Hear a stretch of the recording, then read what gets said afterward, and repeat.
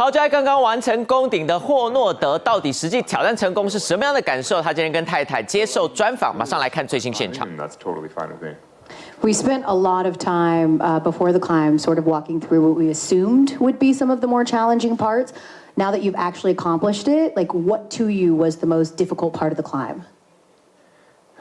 I mean, I think for me personally, the biggest challenge was staying calm. I don't know, having the crowd, having the whole experience, having all the people around, it just makes it feel a little more intense. And so I think starting felt, I was a little more nervous getting off the ground. And then as I climbed, I relaxed more and more. I was like, oh, this is so fun. I mean, this is why I do it. It was incredible.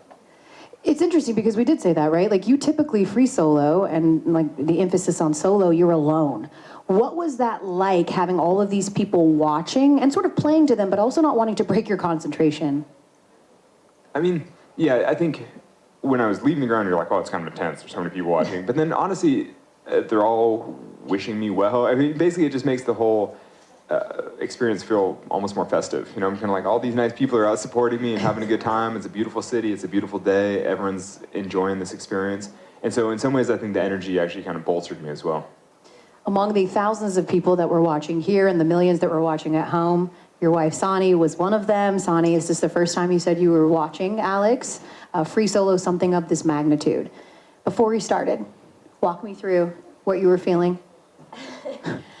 Well, I was definitely pretty enlivened by the energy of the crowd. It was truly wild to walk out of the building and just see so many people. And I was telling someone that when you really love someone and you think that they might be stressed, you're kind of like, I wish I could take their place. I wish I could take any of their stress away. But in this case, I was like, thank God I'm not him.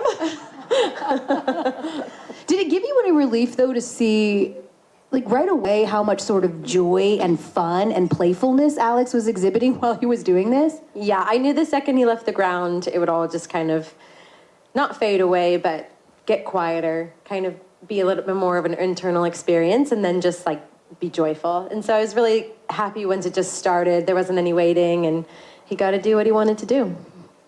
Emily, I mean, you're a really good friend of Alex. You've climbed with Alex quite a bit, but you had never watched him free solo either. And I know we had talked about how you were sort of feeling about that. As he's taking those first steps onto the building, what was going through your mind? Yeah, I was pretty stressed out. I had some anxiety. I think I didn't know what to expect. Free soloing, much like Sani, it makes me feel a bit uncomfortable to watch it. So yeah, I just had a lot of emotion going on. But the crowd was quite cool to kind of feel that energy and see all these people who were just so excited. And so that kind of helped, but I feel like I had a little bit of a roller coaster going on. And then, yeah, slowly, as Alex got higher, I started to kind of settle in, and you were just being so playful and so excited, and you had a smile on your face, and I was like, okay, he's just having a great time, and I think I can breathe a little bit. Emily's right. We had this crowd in front of us at the set, and they reacted to literally everything Alex would do. They would gasp, or they would hold their breath, or they would cheer, or they would laugh when he would make a comment. And a part of the reason they were able to do that is because the access they were provided and the views that they were provided. And James, that's where you come in. I mean, this was no small task to capture what we just witnessed. What all went into it? Yeah, some key people need to be mentioned, I think. Yeah. What we've just seen, what enabled us to get those amazing shots is probably the best camera rig, I think, maybe in broadcasting history. I've never seen that many ropes, the skill that went in. So first I'm going to basically name check Waldo Etherington, who was our lead rigger. He and I were out here in March last year for our first scout, and then Waldo put together this genius team. So those great cable cam shots and things were from Waldo. And then you need extraordinary, and Waldo had this he handpicked this amazing rigging team. Again, I mean, Alex, you've worked with loads of riggers, but all of those guys, I mean, there's like 8 of them or something. They are world class. And then you need world class camera operators. And that's a kind of easy thing, really, for me. I shouldn't take too much credit, because Alex and I have been cooking up this idea for a while, and I said, who's going to be the lead DOP? Who's going to kind of put this together? And he said, talk to Brett Lowell, who, buddies of all of you, actually. He's just a legend, really, in the high-angle climbing camera world. And I had a quick call with Brett. I mean, I don't know how long ago that was, a year and a half ago or something. And Brett all those different angles. He was actually calling different things in my ear. You know, when he finished on 90, good shot on Mikey, good shot on Pablo, good shot on Sav. And all of these operators, again, kind of self-select in a way, the team that we built, because, I mean, it stands to reason. When Alex is soloing, he needs to know that that camera up above him isn't going to, you know, drop something or whatever. I mean, it's, you know, Alex needs to look up and have total confidence in those people. So, again, the team that Brett put together, I've name-checked a few. Forgive me if I didn't mention some of the others, but they were kind of, they all come from the climbing world, and they are, you know, world-class. I mean, we had a world-class team here. And I'm just going to go off script slightly, if that's all right, because we're all talking about the climb, but you couldn't get a climb out live without a world-class live crew. And Al Berman, who's kind of sat back there, is, they didn't have room on the panel for him, but what was wonderful for me was because I work with Waldo and Brett and the cameras and everything else, but then we need to get this thing on air. So Al brought in the live team, you know, stage directing, the truck, everything. Those of you that haven't been in the control room, it's magical. I mean, it's frenetic, but the kind of artistry and the creativity in the moment to make the right call, to let things feel. At the end, I don't know how many dry eyes were in the house when you two were, you know, just hugging at the end or whatever, and Al was saying, hold it. People were trying to do other stuff. Stay with it.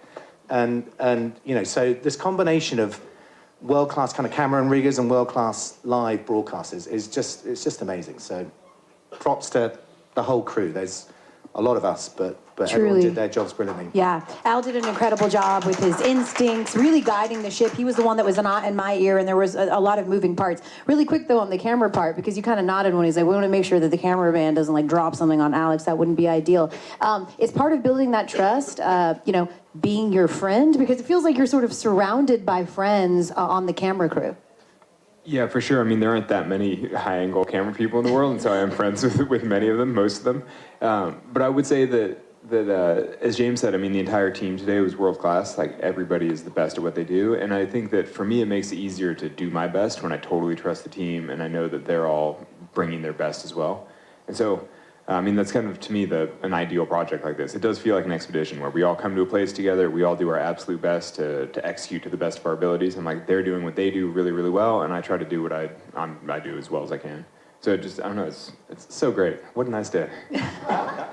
What a nice day. What were you thinking? You summit, you get all the way to the top, you're at the top of the spire, and you've done it. Like, what was the first thing that flashed into your mind? I was like, what a view, it's incredible. I was like, what a beautiful day. It was very windy, so I was like, don't fall off the spire. I was like trying to balance nicely. But no, I was like, what an incredible position. And I mean, what a beautiful way to see Taipei. And it's nice because we've been here all week and it's been gray and rainy, kind of socked in. And today was just so perfect and you could see for miles, super clear. I was like, couldn't be a better time to be on the top of the spire, appreciating the position. We've talked a little bit about what still motivates you, and that's what the people want to know. They want to know what still motivates you at this point in your career. You clearly have nothing left to prove, to still take on really big objectives that push you outside of your comfort zone. Well, I think you just said it. I like objectives that are new for me, that are different, that are challenging in some way. I mean, really, I like a reason to stay motivated and to get up early and to train and to do something exciting. So, you know, for me, I mean, a tower like this is so incredible. Like, literally from anywhere in the city, you look up and you're like, that looks amazing. And, you know, particularly as a climbing objective, something I've never done before, something that's challenging for me in the right way, I was like, this is incredible. Can you clear something up for the folks that, you know, are at home going, oh, you know, this was a stunt. Like, they came to him and they were like, hey, will you do this? And can you share with people, A, when Climbing Taipei 101 fell into your purview and why you wanted to jump at this opportunity? Well, I mean, in general, I like to climb anything that looks cool that I'm allowed to. And so, you know, I first saw Taipei 101 over 10 years ago and was like, wow, that's incredible for climbing. That would be amazing. But at the time, didn't get the opportunity to actually climb it. And you know, at the time, I thought about climbing it without permission, you know, don't tell anybody. You know, but I was kind of like, oh, I know I can do it, and it would be amazing, like, maybe I should. But then out of respect for the building and respect for all the people on the team who had allowed me access to look at it, I was like, well, obviously I'm not going to poach this. Like, I'm going to, you know, respect the people and just see if it ever comes together. And so then for the project to come together more than a decade later, I'm like, oh, it's so great. What an opportunity. It's such a pleasure. Yeah, James, because this doesn't just come together, right? There's a reason that people don't let people free solo climb buildings. What went into this? Well, I mean, I just want to thank Taipei 101. I don't know who's in the room, but Janet and her team. You know, I've been working with Alex for about 5-6 years. You know, he's always when you're doing one project, you say, what do you want to do next? And the skyscraper's always been something we've discussed. And as Alex says, people climb buildings illegally, but, you know, it is so rare for a building to trust a climber and a team onto. I mean, this building occupies an amazing kind of position in Taiwanese, the landscape, as Alex says, but in their kind of culture and you know, society. It's a real icon of this country.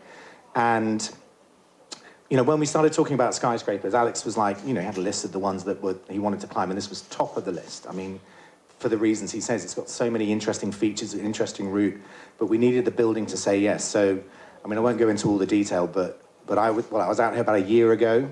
I met with Janet and her senior team, put this proposal together. I thought it was a kind of 50-50 coin toss, whether they'd, you know, give us permission. And about halfway through my presentation, Janet just said, stop. We're going to do this. We're going to do this. I think she'd seen Free Solo. You know, she kind of trusted Alex primarily. That's the most important person, obviously, in this whole project. But she said, let's do it. And then her entire team have made it happen. I talk about the rigging. We're all over the building, and her team have facilitated that and become part of our camera team. So thank you, Taipei 101.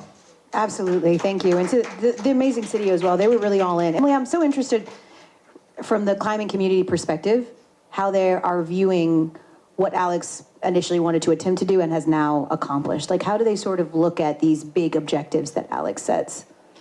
Yeah, I think people in the know kind of understand that Taipei 101 was not like a stunt. Like, it's real climbing. It took a lot of preparation. It took a lot of skill, a lot of experience, and really there's only one person who's capable of doing something like this, and it is Alex. And I think in the climbing community, it's been fun to see like how, once again, climbing has been launched onto the world stage. The first time it happened was because of Free Solo, and now it's happening again. And I think we really couldn't be more proud to have the representative for climbing be Alex, because he is such a great human and so impressive and inspiring and thoughtful, and really does like care about the climbing community. As you saw, like all of our friends are here on this project, and it's been incredible to be a part of it. I'm just so proud, and I think that I sort of represent that pride for the climbing community. I can see like the emotion on your face right now, you know, just like what he means and like what's going through your mind right now. What's coming up for you? Yeah, I mean, I'm just really excited and relieved and proud to be a part of it. I'm super honored that I got to be a part of it. I feel so lucky to know both of you guys, because you're special. You're lovely people. Yes. Yeah. Sonny, you know, we've talked about this, right? There's all kinds of colorful adjectives that people that don't know Alex used to describe him. Crazy, adrenaline junkie. What do you think that people don't understand about why Alex free solos? Well, I think that what people don't understand until they watch is how much fun he's having and just how joyful he is when he's doing it. That it's actually just like, it's almost like a childlike joy of just like, I'm up here and I'm playing. And I think that was the really cool part of today, that we all got to just watch him have a lot of fun, which is great. If you sort of compare this moment, Alex, to maybe the least glamorous training day that you had in preparation for this climb, which one do you think actually demanded more from you? Was it the training or the reality of it? That's an interesting question. I mean, I think doing the actual climb probably does demand more, just the pressure around it, the whole experience, but you're right that, I mean, training days, and in some ways I wouldn't even differentiate that much between all the training, because kind of the whole point of having a goal like this is to put in all the training days. I mean, I love the training, I love the whole process, I love all the practice climbs that I do to build up for a big climb like this. You know, basically I just love having a reason to train. And so, you know, I do think the climb itself probably does demand a little more. Like, I mean, I was definitely on my A game, like performing today, and you can't necessarily bring that to every training session because sometimes you're just tired or whatever else. But no, I mean, I love the whole process. James, you've built a trust with Alex over the years because you've documented his climbs before. How did this one in particular differ from how you've sort of captured his previous climbs before? So yeah, we worked together on 2 projects. One was in a very remote part of Greenland.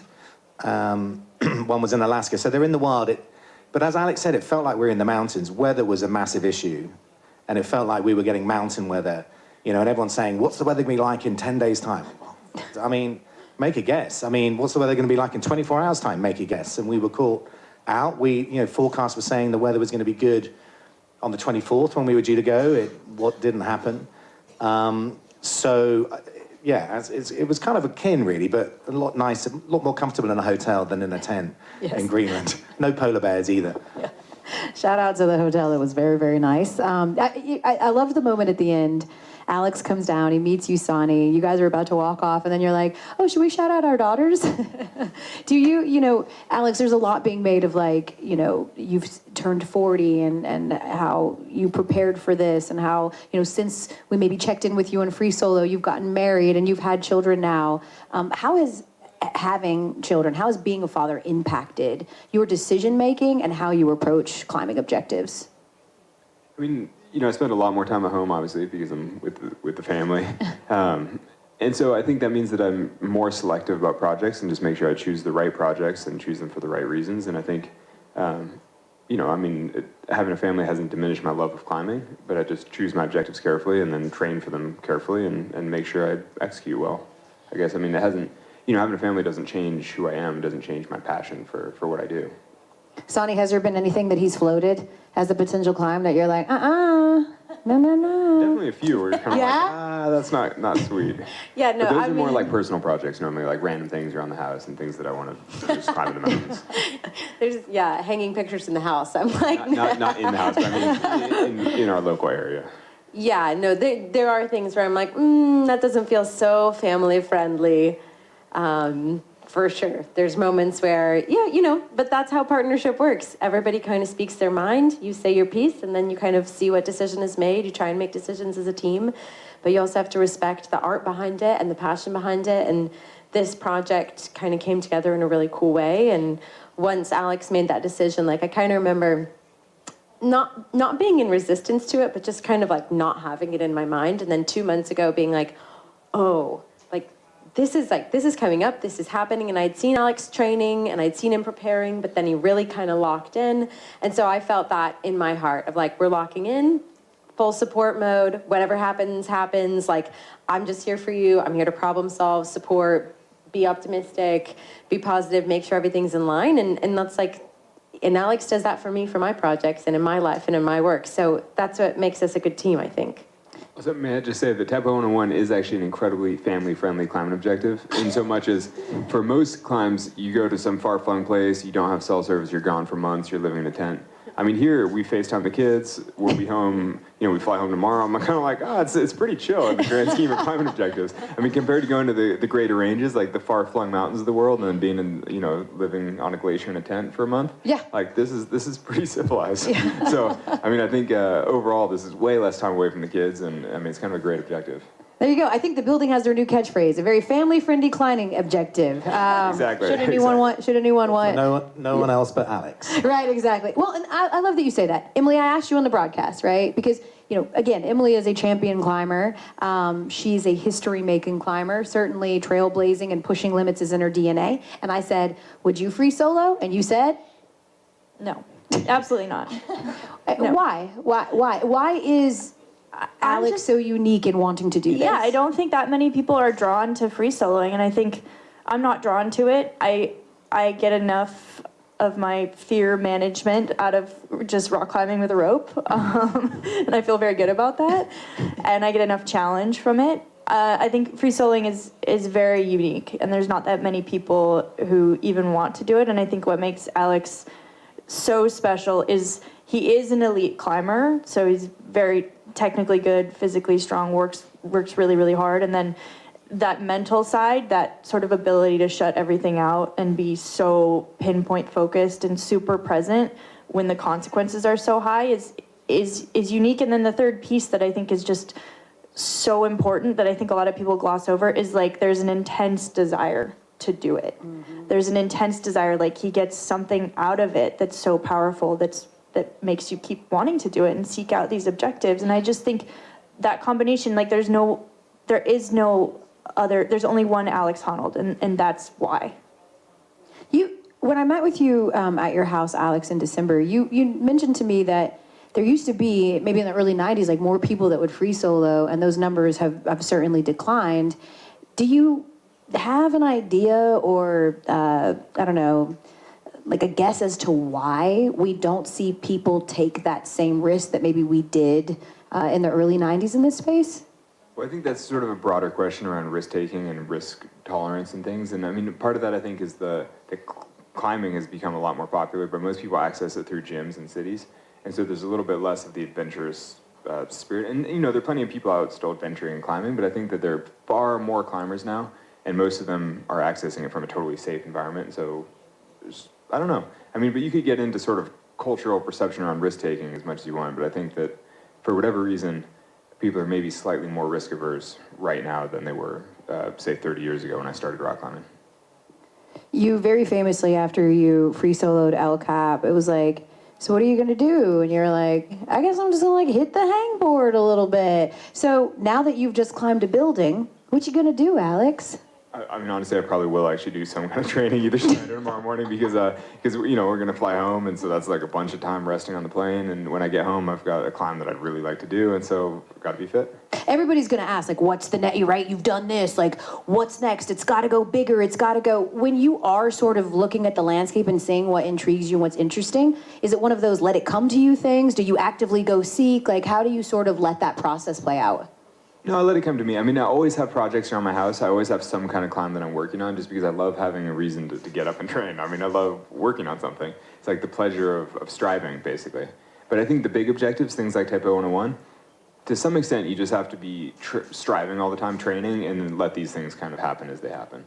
Because, I mean, particularly with Taipei 101, I mean, you can't grasp at it too hard. Like, if it comes together, you know, if a project like this coalesces and the people at the building give permission and everybody, you know, if it happens, it's incredible, and it's, you know, a small miracle.